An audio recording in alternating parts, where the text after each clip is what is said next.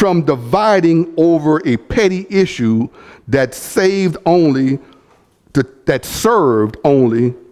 take people's mind off of Mashiach. Do you understand? Hallelujah. So Paul dealt with this. Go ahead and all you women wear the head covering, because we can't afford this division and have our minds, our focus taken off Mashiach. Hallelujah. Hallelujah. Hallelujah. Read verse 3, my brother, of chapter 11.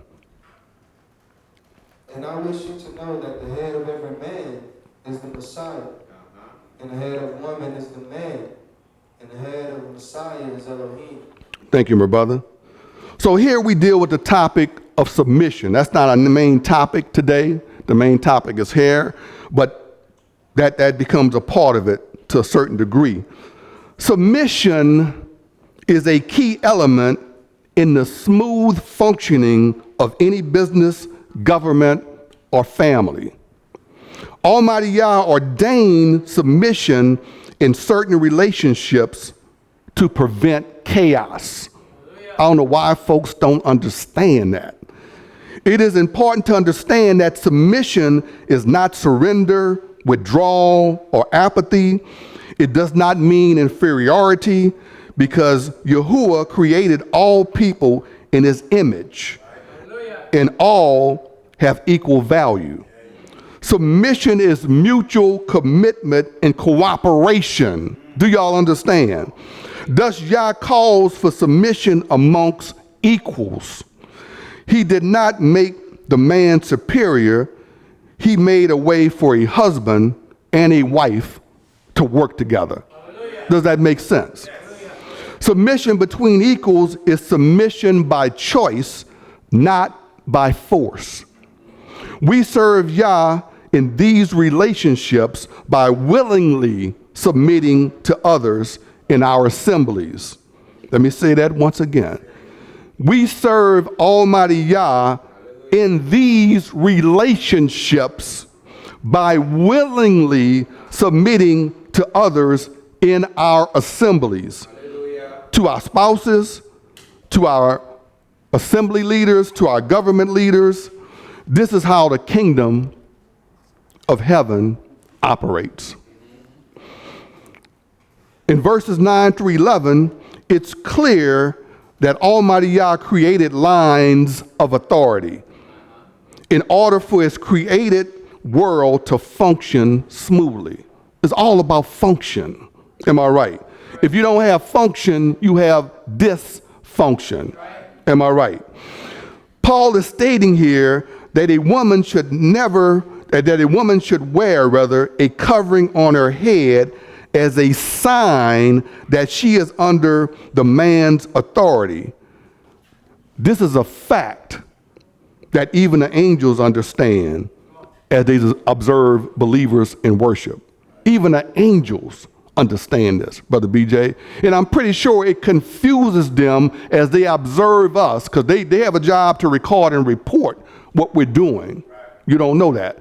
And I'm sure they get confused. Wait a minute, there's no order. The woman is calling shots. She's ordering the man. It's all out of order. They don't understand that disorder, because they follow a strict hierarchy and system of order. Do you understand? Angels understand hierarchy, rank, and order in regards to entities in assigned positions. Just read Jude chapter 1, verse 9. They understand, whether it's the enemy or not, they understand rank and order. Am I right? Right. Now let's close with verses 13 through 15. If you can read that, my brother. Verses 13 through 15 of 1 Corinthians chapter 11. Judge for yourselves. Is it proper for a woman to pray to Elohim with her head uncovered? Does not nature itself teach you that if a man indeed has long hair, it is a disrespect to him? And if a woman has long hair, is it an esteem to her? Because the long hair has been given to her over against a veil. Thank you, my brother. In talking about head coverings and length of hair. Paul is saying that believers should look and behave in ways that are honorable in their own culture. Do you get that? In Corinth, long hair on men was thought to be a sign of male prostitution in that culture. And in the pagan temples, so if a man had long hair in Corinth, he was either a male prostitute or he was kind of twisted. Do you follow me? Do you understand? And women with short hair, I'm not knocking nobody with short hair, I'm just quoting in this culture what it meant. And women with short hair were labeled prostitutes. So if a woman cut her hair short, that's a prostitute right there. So she was serving as a female prostitute in the temple in that culture.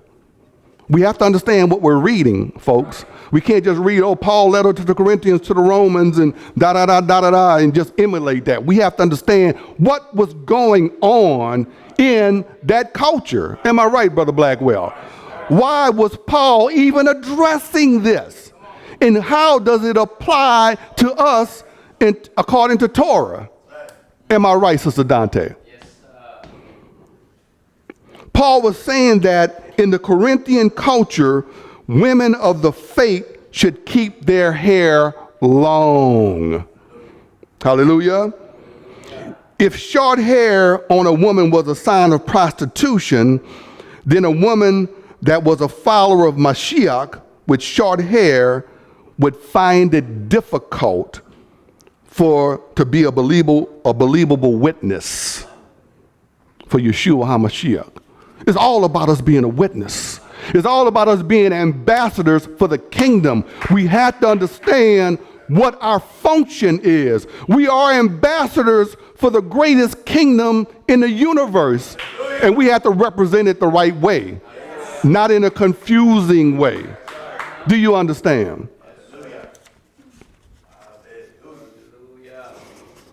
So Paul is dealing with culture here. He's dealing with the Corinthian culture. As I come to a close in a few minutes, depending on how much longer Almighty Yah wants me up here, but I'm going to let him have his way. Let's talk about our culture a little bit and how things have evolved and affected our culture. There's a man named King Camp Gillette. Have anybody heard of him?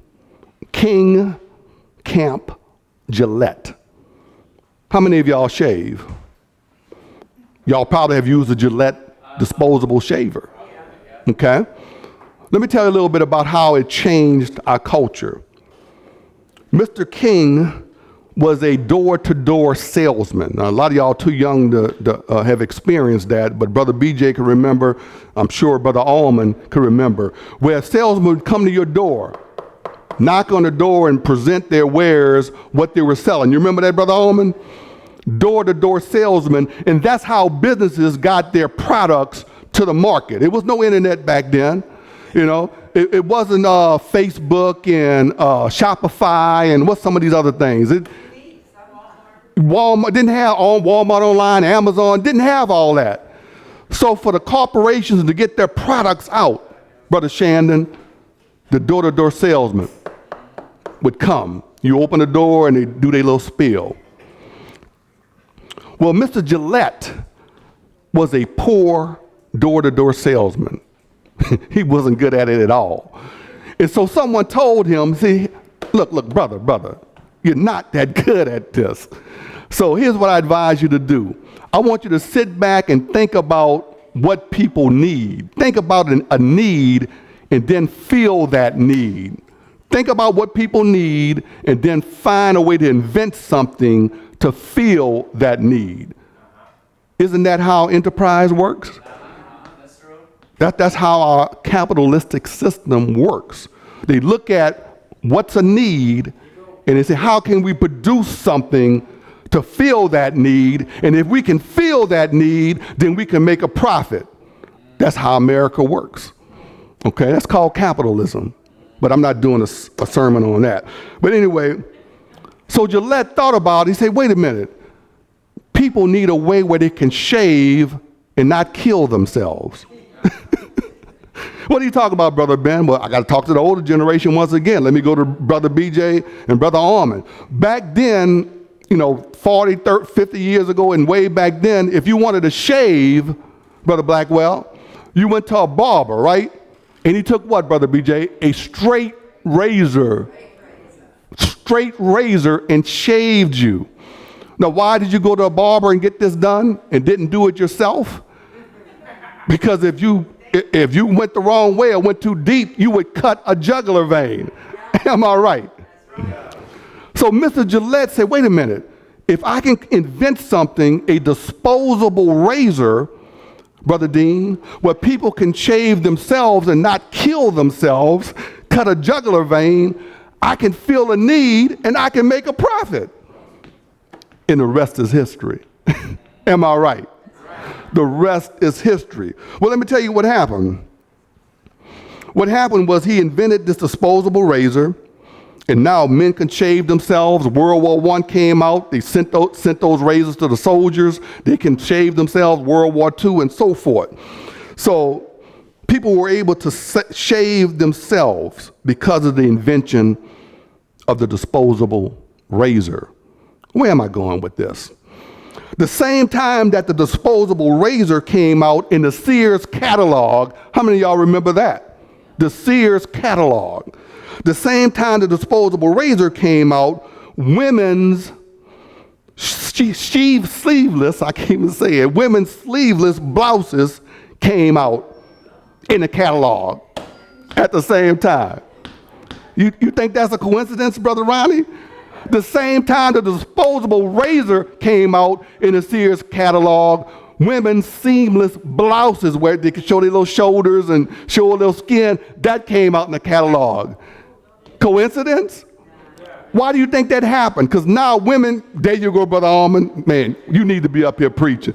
Now women can take the razor, shave that hair from under their arms, and now they can wear their little blouses and show their skin and, show a little sexuality and so forth. That's what happened and followed the invention of the disposable razor. Isn't that something? So this is also the case in our culture. In Corinth, in other cultures, the shaving of the body was intended to promote sexuality. The shaving of the body was intended to promote sexuality. And that is definitely the case in our culture today. Do you agree with me?